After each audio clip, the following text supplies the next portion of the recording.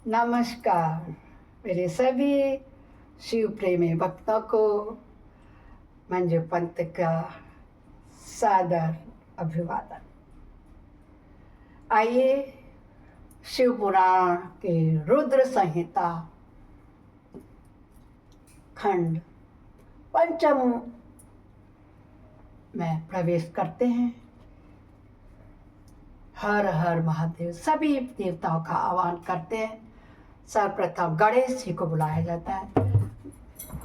गजाननम भूतगणादि सेवितम अद्भुत जम्बूफलचारु भक्षणम उमासुतं शोक विनाशकारकं नमामि विघ्नेश्वर पाद पंकजम नीलाम्बुश्यामल कोमलांगम सीता समारोपित्वा भागं बाणुमासाय चापं नमामि रामं रघुवंशरथं कर्पूर गौरम करुणावतारम संसार सारम भुजगेन्द्रहारम सदा वसंतम हृदयारविंदे भवानी सहितं नमामि। त्वमेव माता पिता त्वमेव बन्धु सखा त्वमेव विद्या द्रविणं त्वमेव सर्वं मम देव देव। गुरु ब्रह्मा गुरु विष्णु गुरुदेव महेश्वर गुरु साक्षात् परब्रह्म तस्मै श्री गुरुवे नमः। आनंदी आनंद कर सब संकट दूर, जो सेवक शरण पड़े सदा रहे भरपूर। सदा भवानी दाहिनी अरे तुम दाता हम मांगता, दिया तुम्हारी खाए। तुम ऐसी जगदाता माता, छोड़ तुम्हें और किस दर जाए। सदा भवानी दाहिनी सिद्धि करे गणेश, पंचदेव रक्षा करे ब्रह्मा विष्णु महेश। सर्वे भवन्तु सुखिनः सर्वे सन्तु निरामया सर्वे भद्राणि पश्यन्तु मा कश्चित् दुःख भाग् भवेत्। बोलो शंकर भगवान की जय। जिसे श्रवण करे मिटे जाती है, जिसे श्रवण करे मिटे जाती है। जन्म जन्म की व्यथा है शिव शंकर कथा, यही है भोले बाबा की कथा, यही शिव शंकर की कथा, यही है भोले बाबा की कथा। नमः शिवाय ओम नमः शिवाय। बोलो शंकर भगवान की जय होवे। जय जय शंकर भगवान, जय जय भोलेनाथ की जय होवे। सभी दोस्तों को शिव जी की कृपा से सुनाने जा रही हूँ। मैंने कल 29 अध्याय तक सुनाया था। आज मैं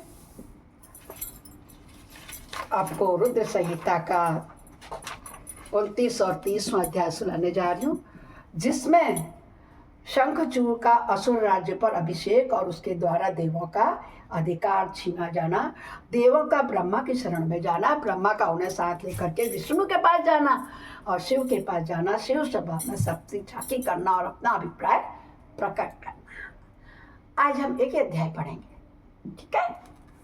ओके, बहुत बहुत धन्यवाद बने रहने के लिए, शेयर करने के लिए। पहली बार जो सुन रहे हैं सब्सक्राइब और आइकन बेल प्रेस करने के लिए। बहुत भाग्यशाली हैं आप लोग के इस कलयुग में शिव पुराण वो छोटे से प्राणी मंजू पंत की वाणी द्वारा सुन रहे हैं। कोई त्रुटि हो जाए, शंकर भगवान ने माफ़ किया तो आप लोग भी कर दीजिएगा। शेयर करना ना भूलें, अपनों को कीजिए, अपने रिश्तेदारी में कीजिए, फ्रेंड सर्कल में कीजिए। कोई सुने ना सुने उससे आपको कोई मतलब नहीं। आप अपना पुण्य कमाइए। इस कलयुग में यही कलिकाल भजन कीर्तन और प्रचार प्रसार का ही मात्र सहारा है जीवन नैया पार लगाने के लिए।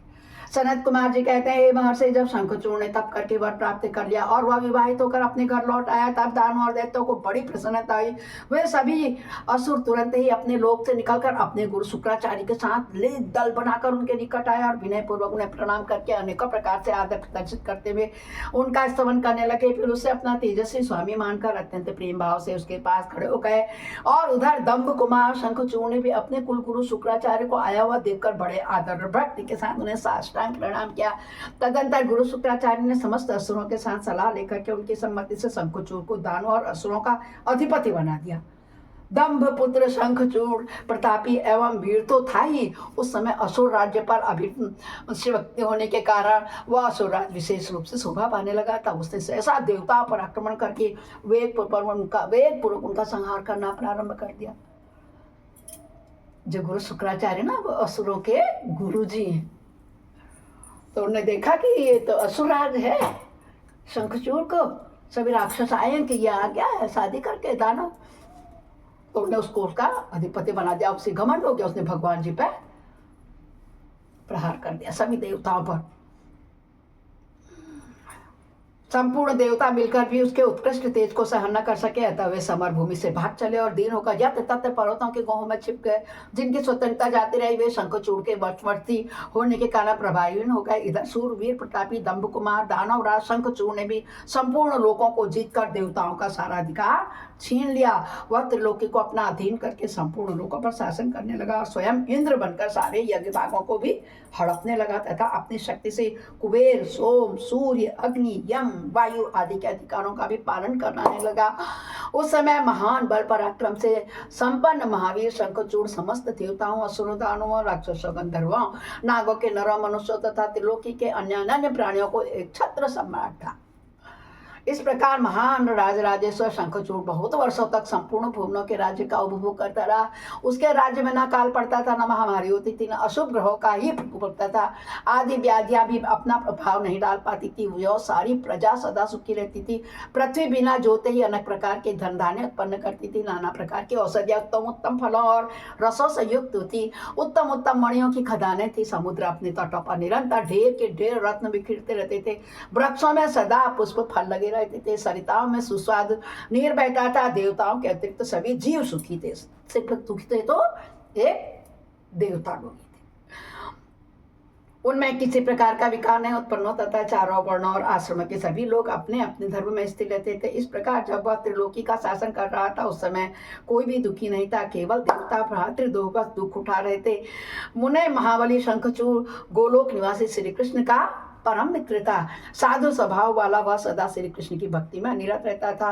पूर्व शाप बस उसे दानव की योनि में जन्म लेना पड़ा था, परंतु दानव होने पर भी उसकी बुद्धि दानव की सी नहीं थी। मगर अब उनको दानव का राजा बना दिया गया था ना, इसलिए जरा सी घमंडी हो गया और उसने राजाओं देवताओं का हक छीन लिया था।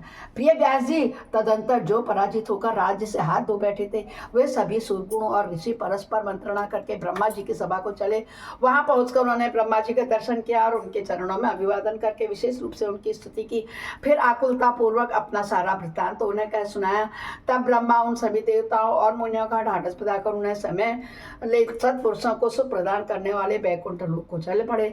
वहां पहुंचकर देवगुणों सहित ब्रह्मा जी ने रमापति का दर्शन किया। उनके मस्तक पर किरीट सुशोभित था, कानों में कुंडल थे, झलमला रहे थे, कंठ वनमाला से विभूषित थे। वे चतुर्भुज देव अपने चारों भुजाओं में शंख, चक्र, गदा और पद्म धारण किए हुए थे। कौन है ये? श्री हरि विष्णु।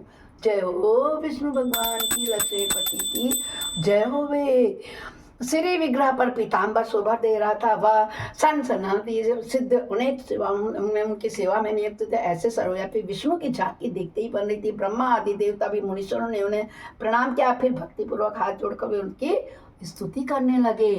देवता क्या बोले? सामर्थ्यशाली श्री बैकुंठधारीपते, आप देवों के भी देव और लोकों के स्वामी हैं। आप त्रिलोकी के गुरु हैं श्री हरे। हम सब आपकी शरणापन्न हुए हैं। आप हमारी रक्षा कीजिए। अपनी महिमा की कभी च्युत न होने वाले ऐश्वर्यशाली त्रिलोकेश, आप ही लोकों के पालक हो। गोविंद, लक्ष्मी आप में ही निवास करती हैं। आप अपने भक्तों के प्रणाम स्वरूप है, प्राण स्वरूप हैं। आपको हमारा नमस्कार है। इस प्रकार उनके आगे वो रोने लगे। उनकी बात सुन करके उनकी बात सुनकर के भगवान विष्णु ने ब्रह्मा जी से कहा।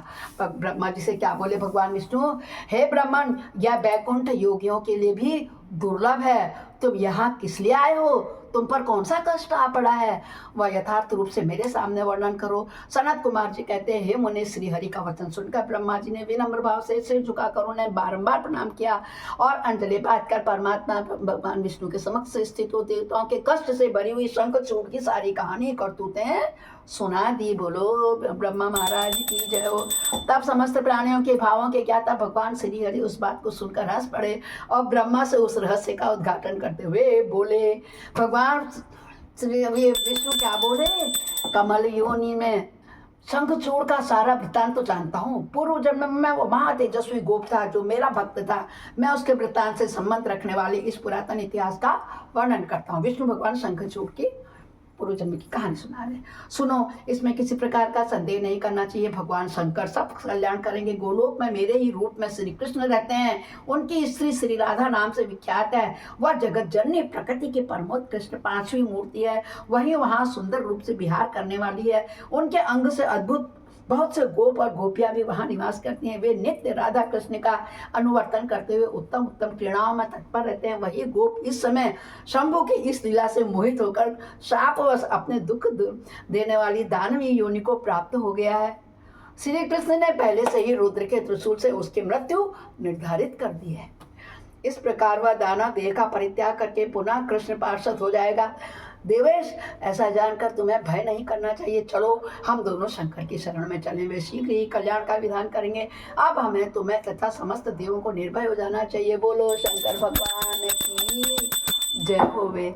सनत कुमार जी कहते हैं, हे मुने, यों कहकर ब्रह्मा सहित विष्णु शिव लोक को चले गए। मार्ग में वे मनी मन भक्त वत्सल सर्वेश्वर शंभु का स्मरण करते जा रहे थे। व्यास जी, इस प्रकार वे रमापति विष्णु ब्रह्मा के साथ उसी समय उस शिवलोक में जा पहुंचे जो महान दिव्य निराधार और भौतिकता से रहित है। वहां पहुंचकर उन्होंने शिव जी की सभा का दर्शन किया। वह ऊंची एवं प्रभावशाली सभा प्रकाश युक्त शरीरों वाले शिव पार्षदों से घिरी होने के कारण विशेष रूप से शोभित हो रही थी। उन पार्षदों का रूप सुंदर कांति से युक्त महेश्वर के रूप में सदृश था। उनकी 10 भुजाएं थी, 5 मुख और 3 नेत्र थे। गले में नील चिन्ह था तथा शरीर का वर्ण अत्यंत गौर था। गौर था, मैं कहते हैं शिव जी का वर्ण हमेशा कपूर के समान गौर है। वो तो भस्म विभूति लपेटे रहते हैं, इसलिए वो श्याम वर्ण कहलाते हैं। अगर हम उनको सोचते हैं कि वो श्याम वर्ण ही है, जिस रूप में जब तो भोले बाबा हैं, वो दोनों रूप उन्हीं के हैं। आकार निराकार सब वही है। वह मनोहर सभा निवीन चंद्रमंडल के समान आकार वाली और चौकोर थी। उत्तम उत्तम मणियों तथा हीरों के हारों से वो सजाई गई थी। गले में नील चिन्ह था। वे सभी श्रेष्ठ रत्नों से युक्त रुद्राक्ष और भस्म के आभरण से विभूषित थे। अमूल्य रत्नों के बने हुए कमल पत्रों से सुशोभित थी। उसमें मणियों की जालियों से युक्त गवाक्ष बने थे, जिससे वह चित्र विचित्र दिख रही थी। शंकर जी का वर्णन हो रहा है। शंकर की इच्छा से उसमें पद्म राग मणि जड़ी हुई थी, जिसमें वह अद्भुत सी लग रही थी। वह श्यामंत कमणी की बनी हुई सैकड़ों सीढ़ियों से युक्त थी। उसमें चारों ओर इंद्रनील मणि थी। खंबे लगे हुए थे जिन पर स्वर्ण सूत्र से ग्रंथि चंदन के सुंदर पल्लव लटक रहे थे, जिससे वह मन को मोह लेती थी। वह भले भांति संस्कृत और सुगंधित वायु से सुवासित थे। एक सहस्त्र योजन विस्तार वाली वह सभा बहुत से किंकरों से खचाखच भरी हुई थी।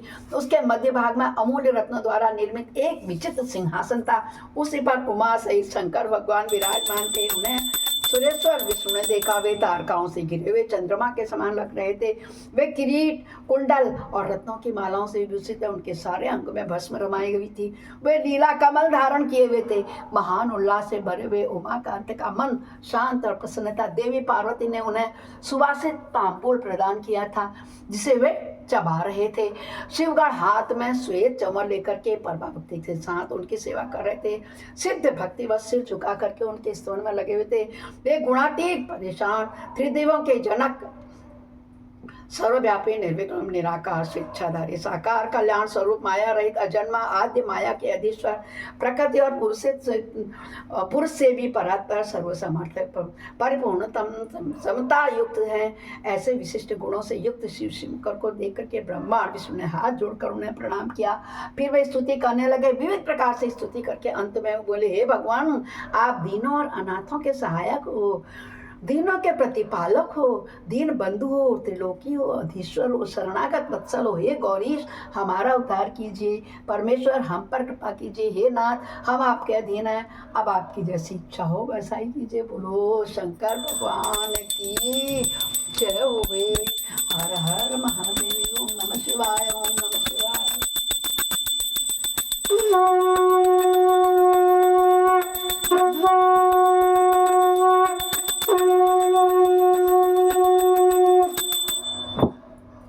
अपराध सहस्राणि क्रियन्ते अनिशमया दास्वामिते माम त्वां क्षमयस्य परमेश्वरी।